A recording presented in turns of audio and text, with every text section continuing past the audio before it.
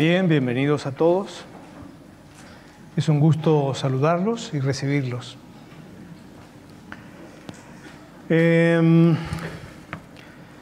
La conferencia del día de hoy que me toca dar en estos instantes está asociada al lugar en el que nos encontramos, en el norte de España, en esas tierras maravillosas donde hace muchos siglos existió una raza muy especial que fue la raza celta, depositarios de un verdadero conocimiento. El conocimiento iniciático, por excelencia. Lo curioso de todo este proceso del Camino de Santiago, de toda este abanico de rutas, de iglesias, de símbolos y de catedral, es que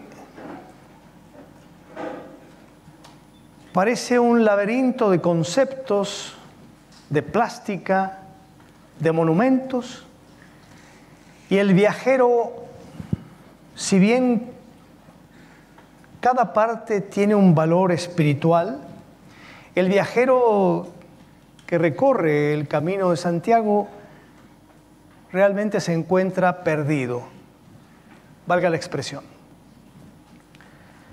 Porque si previamente el viajero del Camino de Santiago, el peregrino, no estudia la sabiduría gnóstica del maestro Samael, simplemente está siendo movido por una cuestión de devoción cristiana, por una búsqueda interior, pero que no tiene bases. Porque no solo basta esa fe cristiana, porque sabemos que fe es otra cosa,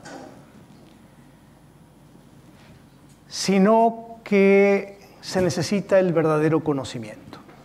Para poder entender el Camino de Santiago y para poder comprender aún más lo que significa la gnosis como sendero interior. Porque Santiago el apóstol realmente, yo diría que es un ícono esotérico, mítico, que existió, definitivamente existió, y que trabajó en la gran obra del Padre, y que trabajó en el Magnus Opus Alquimista. En la vida de Santiago nos hemos preguntado quién fue la esposa o la esposa sacerdotisa de Santiago Apóstol. ¿Con quién trabajó Santiago en los misterios de la alquimia esotérica gnóstica? Eso permanece oculto. Y muchas veces encontramos precisamente que los grandes hombres de la historia, no quizás a su sombra, pero sí a su lado, tienen a una mujer, al verdadero sostén espiritual, moral, psicológico, de aquel hombre que realiza milagros en su vida o que realiza grandes hazañas o grandes empresas. Y se ha visto esto en la historia. Pero bueno, vamos directamente sobre el camino de las estrellas. Sabemos nosotros que la sabiduría viene de las estrellas. Cuando hablamos de la sabiduría que viene de las estrellas, definitivamente estamos hablando de la sabiduría que viene del ser, porque el ser de cada uno de nosotros es una estrella. Y también del maestro Samael, que es el logos del planeta Marte. La gnosis contemporánea la ha entregado el logos Samael a través de su Bodhisattva y a través de toda su obra que ha realizado. Pero aquí lo importante de esto, que me interesa sobremanera, es que nosotros emprendamos un viaje de conocimiento en esta pequeña plática que nos toca compartir con vosotros. Un viaje donde se aclare el panorama del patrono de España, que es Santiago, y que se asimile al mismo tiempo al trabajo interior que estamos llamados todos a realizar. No es fácil. Nos movemos entre símbolos, nos movemos entre la historia, entre los monumentos, pero lamentablemente no sabemos movernos dentro de sí mismos, porque nos falta el instrumento más importante, que es la conciencia despierta, que la conciencia funcione. Esta convocatoria que estamos realizando entre todos, compartiendo esta sabiduría, definitivamente es una convocatoria para invitarnos a despertar. Entre todos, desde donde quiera que hayamos venido, estamos convocados a esta invitación para el despertar. Alguno de nosotros pensará que es una cosa difícil, y lo es, pero que a veces pensar que es difícil es una traba para que funcione la conciencia dentro de nosotros. Porque la mente es la que pone todas las trabas, y la mente funciona con el yo psicológico. Así que trataremos de viajar con símbolos muy sencillos, de repasar la gnosis del maestro Samael a través de ciertos aspectos del Camino de Santiago. Se dice que el camino se recorre de este a oeste,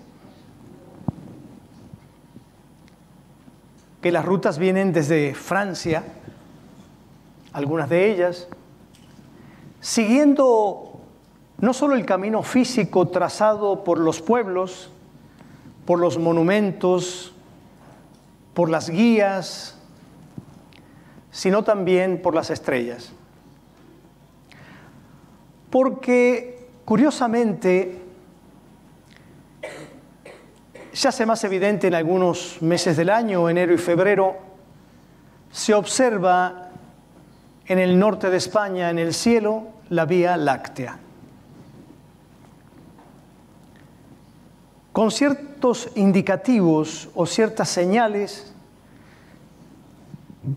que es la constelación del Cisne, por una parte, y la constelación del Can Mayor. Vamos a comenzar con las diapositivas. Con la primera diapositiva, si ustedes observan, la sabiduría viene de las estrellas y se refleja en el hombre. En cada uno de nosotros está reflejado el camino de Santiago. Y eso es lo importante. Para que veamos nosotros la importancia del tamaño de la Vía Láctea, el sistema solar ocupa ese lugar. Aquí está el sistema solar. Y de aquí al centro de la galaxia existen 8.7 años luz de distancia. Quiere decir que la Vía Láctea es gigantesca. Y en un rincón de la Vía Láctea está el sistema solar. Y en un planeta de ese sistema estamos nosotros.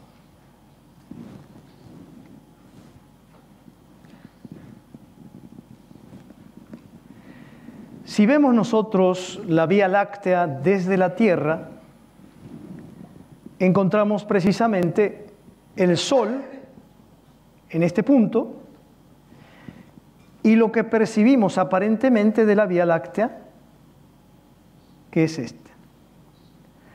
Obviamente, esta es la forma en que percibe el peregrino que va a Santiago de Compostela la Vía Láctea que lo guía. La percibe de esa forma.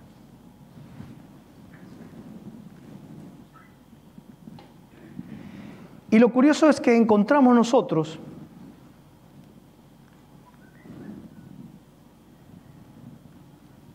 entre el 20 de enero y el 20 de febrero que sobre Santiago de Compostela aparece la Cruz del Norte, que es la constelación del Cisne. Y qué singular, resulta que en la cultura celta previa a Santiago, el cisne viene a ser el ave que guía al caminante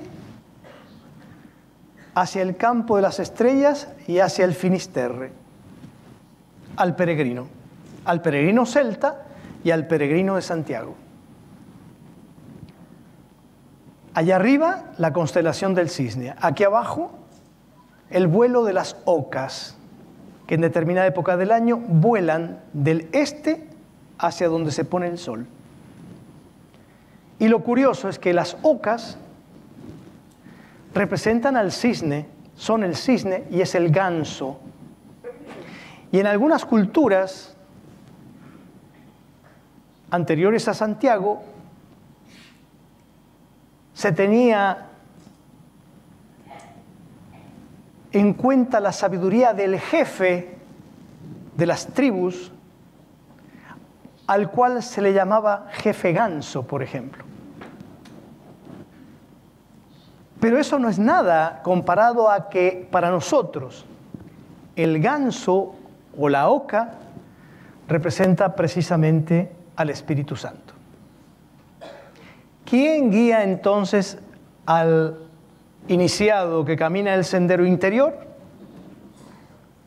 rumbo al campo de las estrellas, que es donde va a morir realmente, porque ahí llegó Santiago a morir?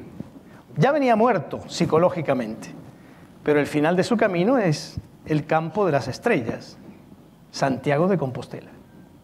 ¿Quién lo guía? ¿Quién nos guía internamente? Nuestro Señor, el Espíritu Santo. Pero ¿dónde radica nuestro Señor el Espíritu Santo? Gnósticamente hablando. Radica en las energías sagradas espermáticas del primer instante. En las aguas genésicas, con las cuales el aspirante a la sabiduría tiene que trabajar para que sean transmutadas y por medio de ellas crear los cuerpos internos de los cuales nos habla el maestro Samael. El cuerpo de oro del hombre solar.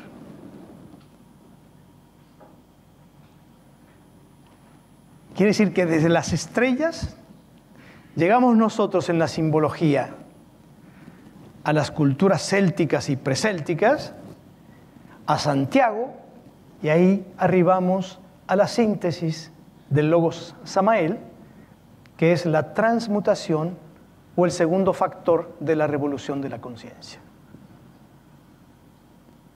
Así de sencillo. Ahora, el peregrino que viene y se camina 170 kilómetros y termina con los meniscos inflamados y con el pie totalmente torcido y cansado, eso sí, rojo porque ha respirado mucho oxígeno, porque ha hecho ejercicio y todo su sistema circulatorio se ha renovado de alguna manera. Si no sabe estos misterios, simplemente es como una especie de hazaña, una mini hazaña terrestre, pero que no tiene trascendencia espiritual. Quizás fortalece la voluntad, la convicción en su fe cristiana, pero si no conoce los misterios, qué pena. Ojalá que ellos puedan descubrir, todos los caminantes, todos los peregrinos de Santiago, puedan descubrir la gnosis en su camino. y que nosotros, reunidos hoy aquí, aunque no andemos peregrinando, no hayamos peregrinado el camino de Santiago, descubramos a cada día la gnosis y nuestro camino interior. Porque de eso se trata realmente. No solamente ver los símbolos, sino también ver cómo funcionan en nosotros y qué hacemos nosotros con ellos.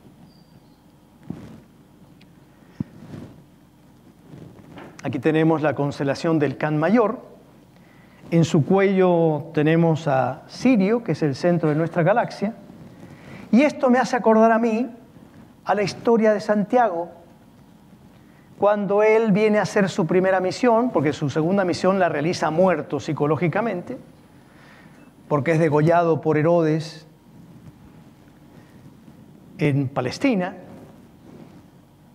Resulta que Santiago dice que el único con el que pudo tener buena amistad y que le sirvió y que entendió lo que él hacía, era un perrito, era un perro. Que el perro entendía mejor que la gente lo que él estaba haciendo. Claro, porque él estaba guiado por el perro, guiado por el Can Mayor, de la constelación del Can Mayor. Ese es el símbolo de Santiago, ¿sí se comprende? La simbología esotérica de los aspectos del Santiago, que la gente se va por el aspecto simplemente de la palabra muerta, de la palabra que no tiene vida. Es decir, mira, hasta tuvo un perro amigo que lo ayudó a caminar. Pero nosotros nos damos cuenta, en base a la gnosis, que no era el perro amigo, era que él estaba guiado por la constelación del Can Mayor para recorrer su camino interior. Esa es la develación gnóstica esotérica. Y entonces, cuando nosotros tenemos esa capacidad de ver las cosas, nuestra dimensión de la gnosis y de nuestro interior también se amplía. Y nuestro big picture, como se llama, ¿no? Cuando te dicen, bueno, ¿cuál es el big picture de la empresa o de lo que sea? Es mayor. Y así se tiene que, de alguna manera, que amplificar nuestra percepción de sí mismos, de la enseñanza y de la vida, para poder trabajar correctamente sobre sí mismos. Me viene a la memoria en este instante detalles relacionados con la maestra Litelantes. La maestra Litelantes es un juez de la ley del karma del Supremo Tribunal de la Justicia Cósmica despierta. Y el Supremo Tribunal rige para todo lo creado. ¿Qué dimensiones o multidimensiones del universo no abarca la mente de Litelantes?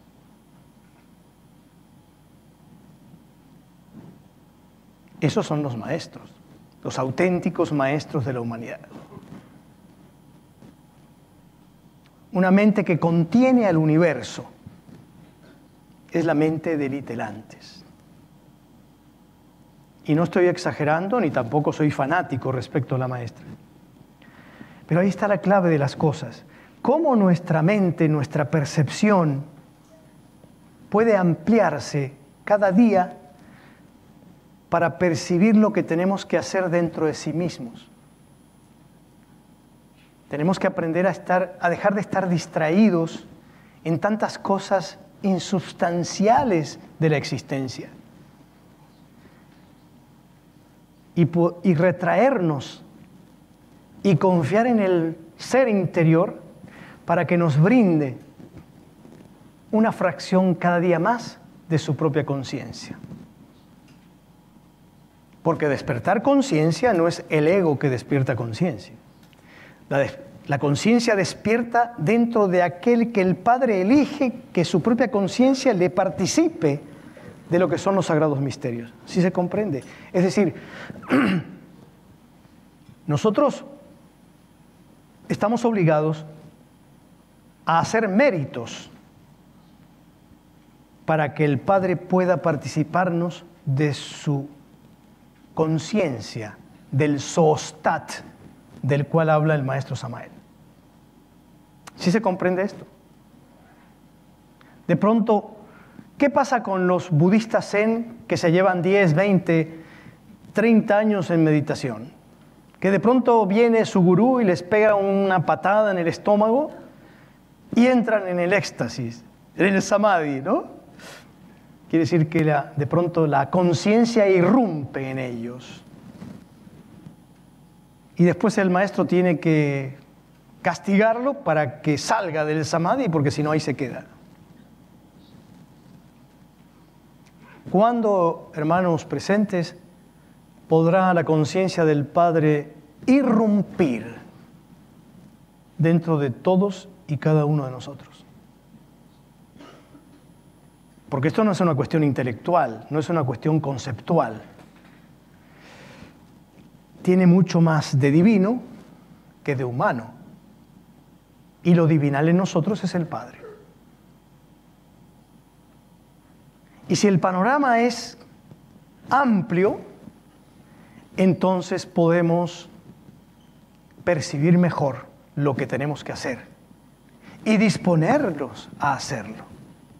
¿Qué le pasa al maestro Samael en su mocedad, cuando tenía 18 años? Que tiene la primera experiencia del vacío iluminador y que regresa al cuerpo físico espantado, lleno de terror. Y después, en la segunda experiencia, le pasa igual y se da cuenta que el yo del miedo es una traba tremenda para poder despertar. Pero al mismo tiempo se llenó de un valor extraordinario. Porque con esa experiencia, ¿quién no agarra fuerza para trabajar sobre sí mismos como corresponde?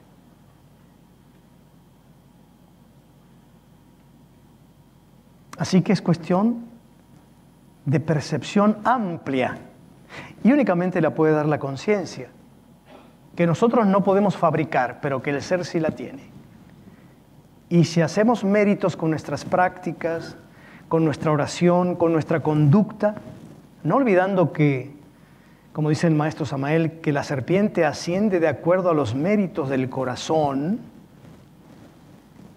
donde nuestra vida tiene mucho que ver con el corazón, nuestra vida espiritual, entonces de ahí surge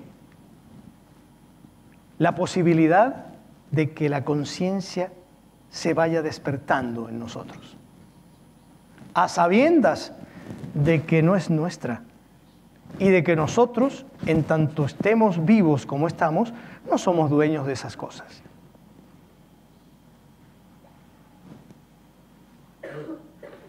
Bien, seguimos con esto porque de pronto... bueno, aquí hay algo muy hermoso de la historia de Santiago. Cuando Santiago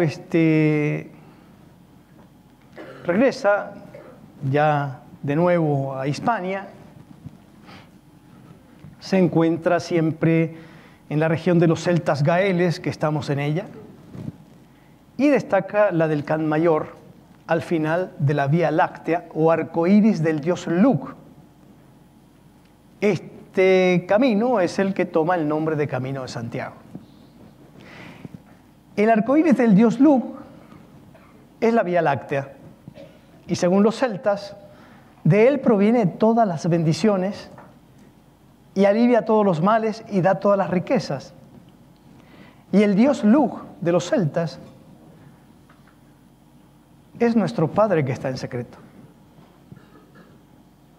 que es el que nos guía por el camino interior de la autorrealización íntima del ser.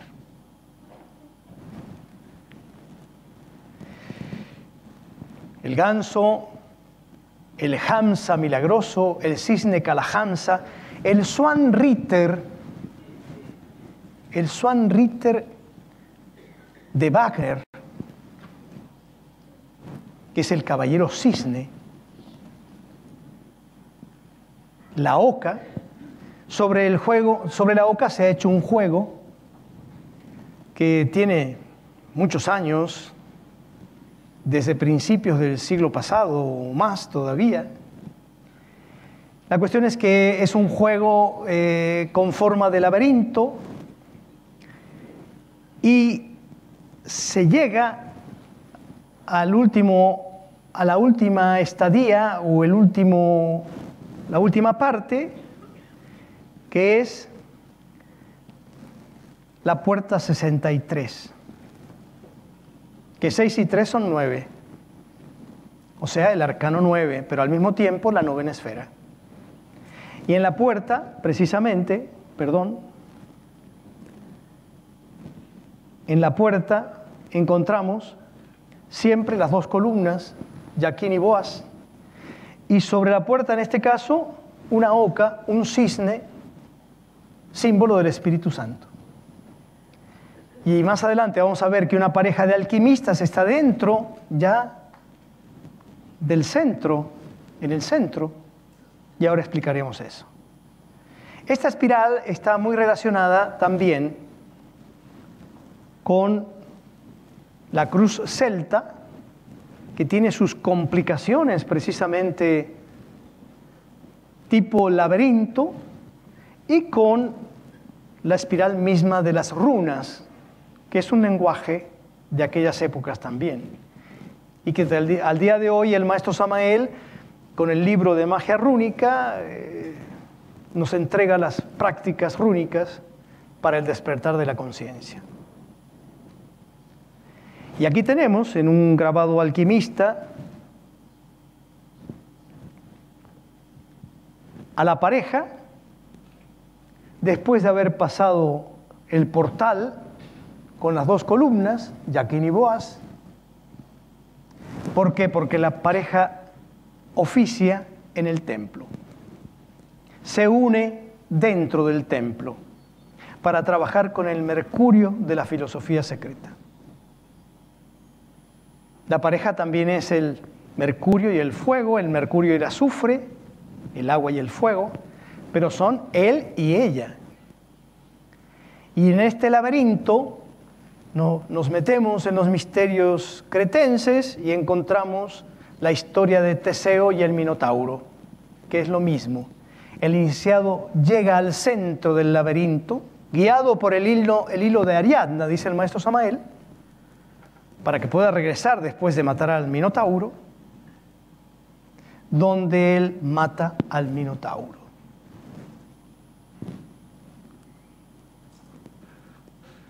Y obviamente es la lucha que existe interior, que ya dentro uno de... Está simpático este dibujito, pero dentro uno del laberinto, en cualquier momento lo sorprende el ego, pero sabe que tiene que matar al ego, al Minotauro. Y ahí tenemos al Job psicológico en las condiciones que se encuentra. Ese es el personaje siniestro que todos cargamos dentro y que es la causa de todos los males y de todos los dolores y de todo el sueño de la conciencia. Por eso tenemos que irnos haciendo a la idea de que con la gnosis y con nuestro trabajo, el yo está irremediablemente perdido. Y así debe ser. Aquí no hay que posponer nada. Si se comprende, es terrible, pero no hay que posponerlo, porque es lo que vivimos haciendo todos los días con nuestras distracciones. Posponemos el trabajo interior. Tenemos que aprender a hacernos responsables ante el Padre. Si no, es una burla de nuestra parte. Nosotros no podemos burlarnos de lo divinal. Y ahí está, obviamente, trabajando en el despertar de la conciencia, es como también, pues morimos en sí mismos.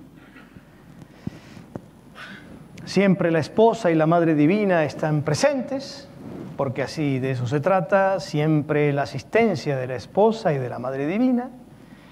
Y obviamente Teseo llega ante el Minotauro y lo decapita, lo mata.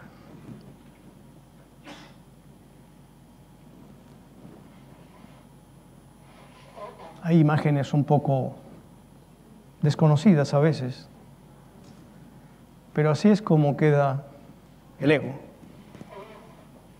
para que la conciencia pueda despertar.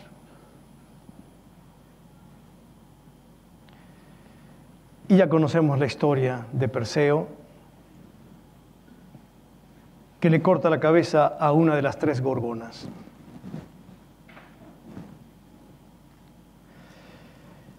Dentro de lo que es la Vía Láctea y la alquimia,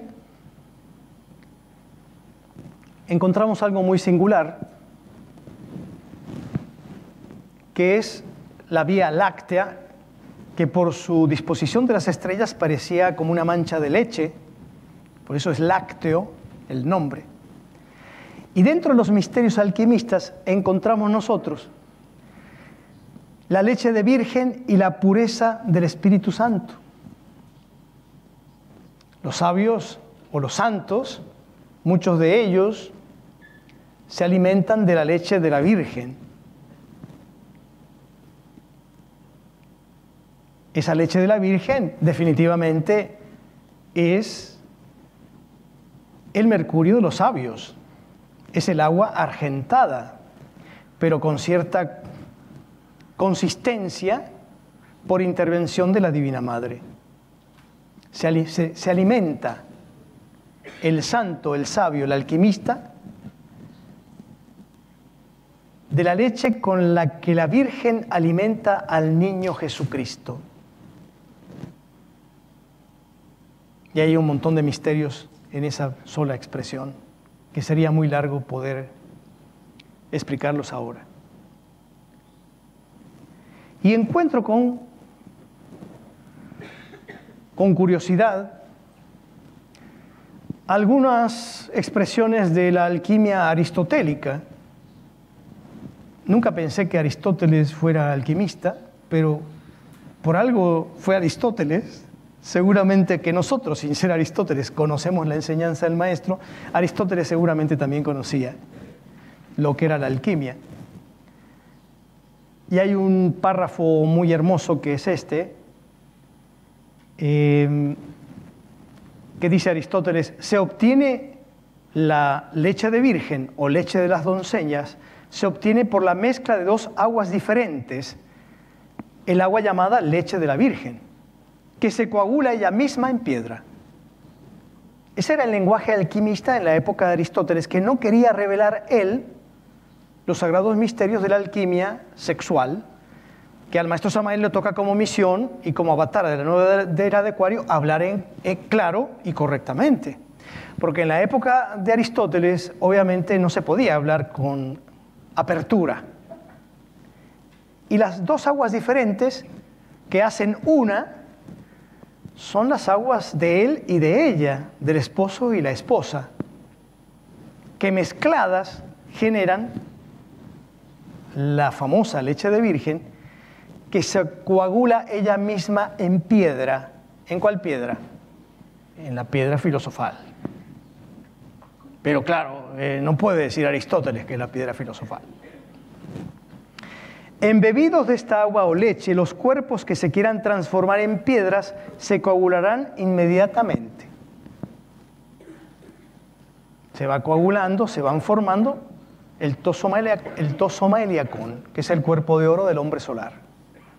En efecto, si la cal de plata u otro cuerpo parecido es regado con esta agua y tratado a continuación químicamente por un fuego suave, se coagulará. La cal de plata, no olvidemos que la plata es un símbolo asociado a la luna. No olvidemos que de qué metal está hecho el eje de la rueda del samsara, que la maneja el arcángel Aritón, de plata o platino, dice el maestro Samael. Está relacionado con el ego. Quiere decir que la cal de plata es el ego, u otro cuerpo parecido es regado con esta agua, trabajado en la alquimia con un fuego suave. Es decir, la pareja trabajando en la alquimia sexual, con ese fuego suave, se coagula, se trabaja en el yo psicológico.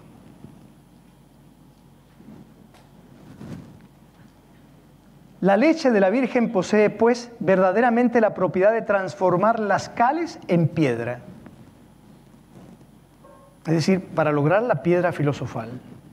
Y sigue Aristóteles y dice, finalmente se rectifica el residuo que queda en el alambique y se pone blanco como la nieve. ¿Por qué? Porque ya las aguas o la coagulación se volvió blanca porque se eliminó la negrura, el nigredo que a veces le decían los alquimistas.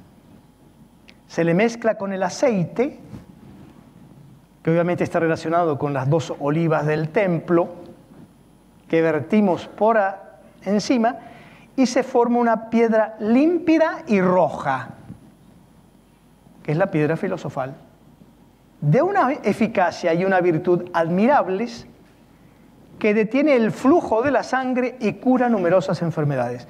¿Qué significa que detiene el flujo de la sangre? Significa que se obtiene el cuerpo inmortal.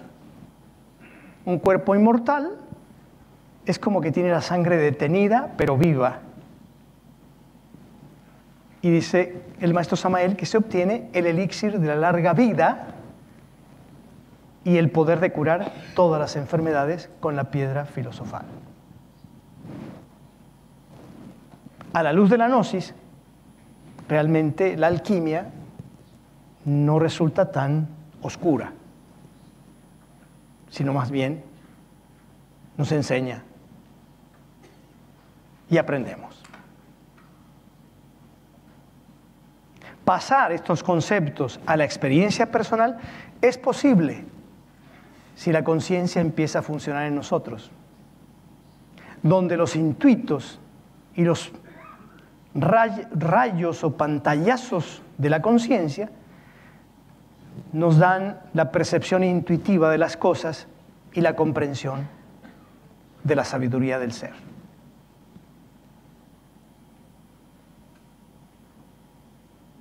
No sé si estoy hablando un poco complicado, ¿no? Perdón. La concha de Vieira y la cruz de Jacobo. Bueno, ese es un símbolo que se lo pone, lo tiene, y Jacobo, y todo lo vemos en el camino, en toda la ruta. Está la casa de las conchas también en algún lugar. Y resulta que esto tiene origen en el mito de la concha de Vieira, que cuando lo traen muerto ya en una barca de piedra arrastrada por ángeles desde Tierra Santa a España, ya venía Jacobo decapitado, porque obviamente venía Jacobo vivo, pero había muerto en sí mismo. Entonces, cerca de la playa se encuentran con una especie de boda muy especial. Tiene su nombre esa boda, ese tipo de bodas, y las gentes de Gaia y Maya, que habría que analizar etimológicamente, simbólicamente qué es Gaia. Sabemos que Gaia está asociado con la tierra, Maya con María o con Maya, la ilusión. Juegan a lanzas, entonces un jinete cae al mar por accidente, porque tenía que alcanzar un objeto. Lo que pasa es que tiraban como una especie de lanza, y en el aire tenían los caballeros que agarrar la lanza, pero la lanza se sigue hacia el mar y el caballero sigue tras la lanza porque tenía que lograrla. ¿Qué significa eso también, la lanza, ¿no? Es el poder. El maestro Samael habla de la lanza Hastinapura en el libro, si mal no recuerdo, El misterio del auro florecer, o si no en el Parcival de Velado, no me acuerdo bien en cuál. Entonces el caballero quizás agarra la lanza, la logra, que es el poder fálico en realidad, y cae al mar. Es que con el poder fálico el caballero se sumerge en su propio mercurio y trabaja con el mercurio.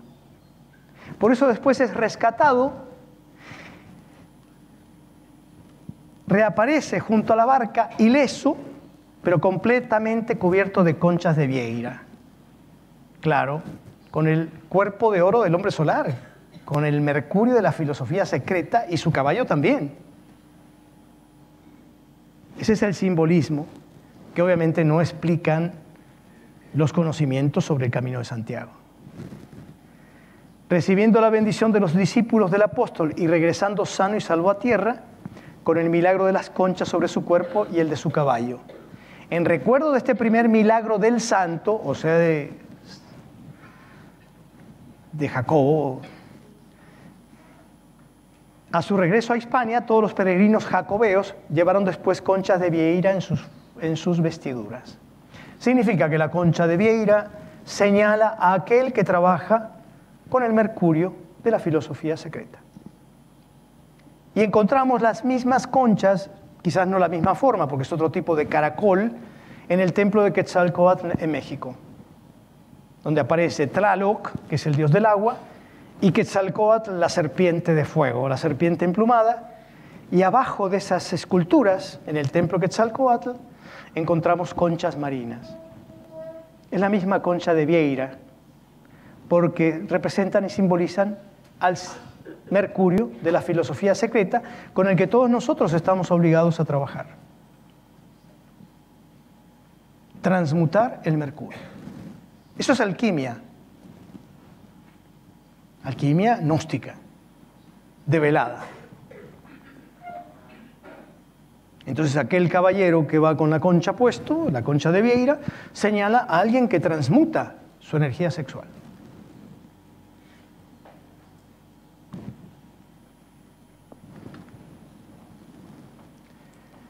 Y en el Codex Calixtinus, que ustedes lo pueden investigar por internet, no hay ningún problema, aparece precisamente aquí Jacobo montado en un caballo y con su espada y las conchas de vieira, ¿no? La casa de las conchas, que tiene las paredes cubiertas de concha, como símbolo de Jacobo. Y obviamente tenemos el bastón del peregrino con Jacobo y su bastón. El bastón sabemos que es la columna vertebral.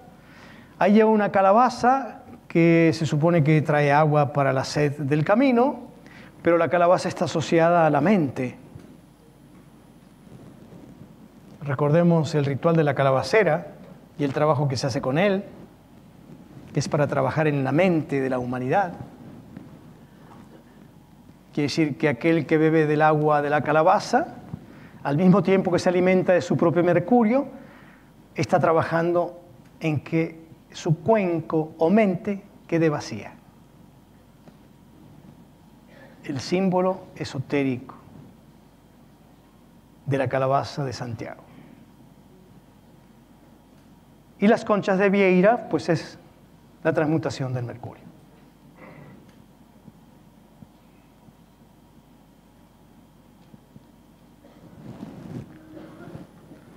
La concha de vieira, y bueno,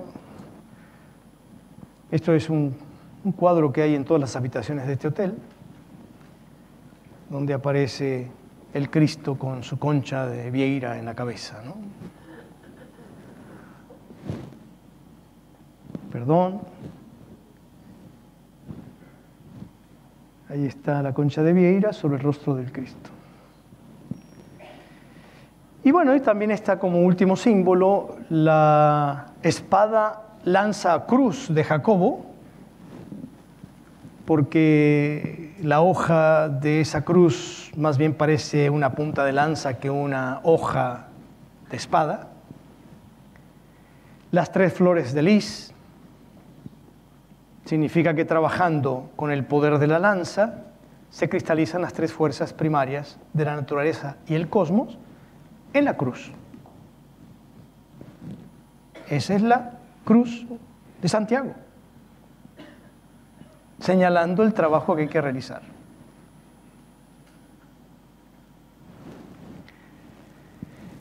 Y puse los mitos de la Virgen Negra, Nuestra Señora de Montserrat,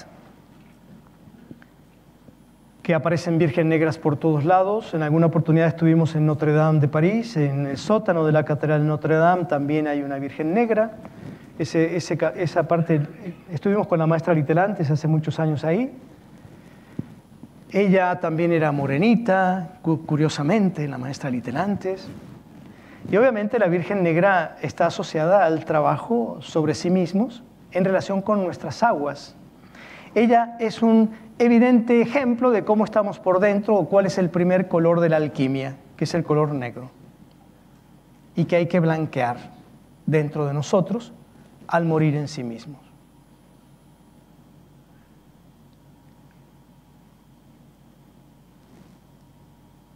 Son símbolos muy sencillos, pero que en ellos podemos descubrir la gnosis de toda la vida, de toda nuestra vida.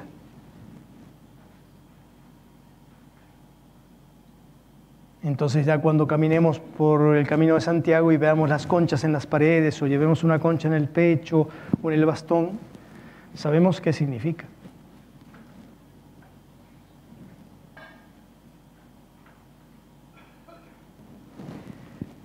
Bueno, perdón, ya tenemos tiempo, ya estamos para terminar.